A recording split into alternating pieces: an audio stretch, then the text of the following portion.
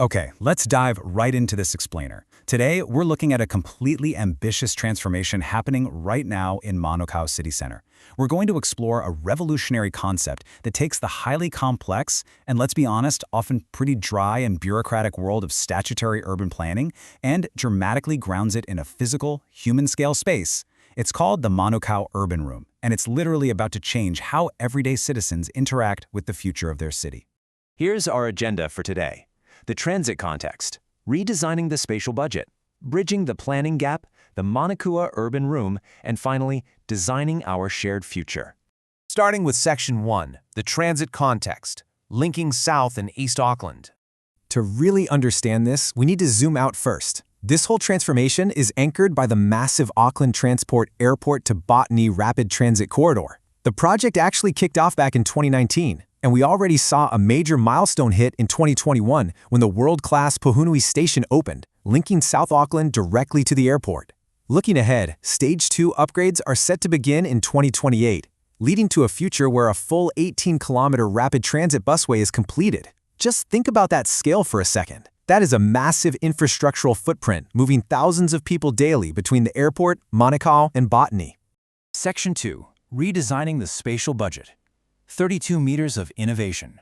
Now, what's really interesting is how you actually take these massive multi-billion-dollar regional transit projects and bring them down to street level. Bringing a transit-oriented development or a TOD boulevard into an urban center fundamentally changes the physical dimensions of the street. Rather than just cramming buses into existing car lanes, this design requires a strict 32-meter spatial budget. It envisions a completely re-engineered, car-free environment that centers on a light rail vision. The goal? Seamlessly integrating transit right into the fabric of the neighborhood without making pedestrians feel like they're somehow trespassing on a highway. And that 32-meter width is broken down with absolute mathematical precision into exactly 8 distinct zones. On the edge, you've got a 4.5-meter active zone for bustling cafes, which flows into a 2.5-meter dedicated blue cycle track. Moving toward the center, there are 2.0-meter green bioswales for natural stormwater drainage, framing an 8.0-meter central tramway. You know how urban spaces usually just treat pedestrians as bowling pins for cars? Well, this is a masterclass in spatial efficiency. Active micromobility, nature, and high-capacity transit don't compete here. They coexist in perfect harmony.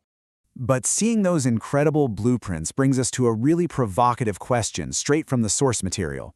Is a busway enough to catalyze a multi-billion-dollar urban revolution? The sources suggest that to build truly vibrant, resilient, and community-centric urban spaces, a standard municipal busway might actually fall short.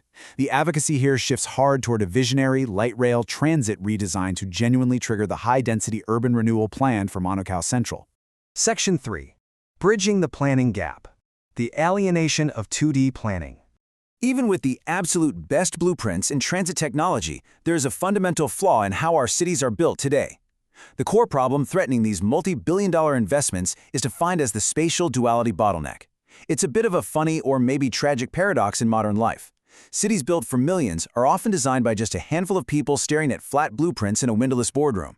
High-level statutory rules operate in a vacuum and clash completely with the eye-level, second-by-second human experience of the people they actually impact. Ultimately, this friction leads to sterile public spaces, absolute confusion on the street, and deep, frustrating community opposition during local council hearings. Section 4. The Manukau Urban Room, a civic sanctuary on Davies Avenue. So, to fix this bottleneck, we have to step off the street and into a physical solution. The crucial point is captured beautifully in the project's vision. The Manukau Urban Room acts as a bilingual and bicultural bridge that dissolves the boundary between statutory urban planning and daily human experience. It is an open-access, public-facing space where citizens, local Maui Abi partners, council planners and developers can physically gather in one room to touch, see and actively shape their city. And a foundational part of this bridge is deep cultural respect. The facility operates under a strict bicultural orthography policy. This means every map, digital display, and physical sign inside the room preserves the linguistic integrity of ancestral names.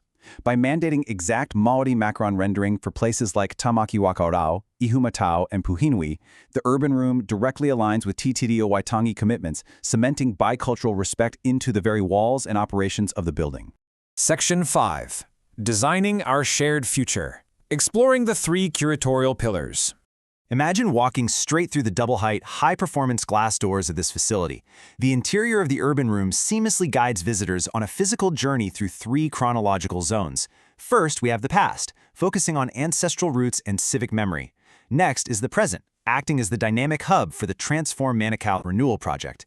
And finally, you step into the future, which is a highly interactive mixed reality planning lab. Let's break these down. First, you step into the past. This area grounds visitors in the rich heritage of South Auckland through incredibly tactile, auditory storytelling. You'll find large-scale archival cartography detailing historic waka portages, but what's truly remarkable are the high-backed timber oral history booths.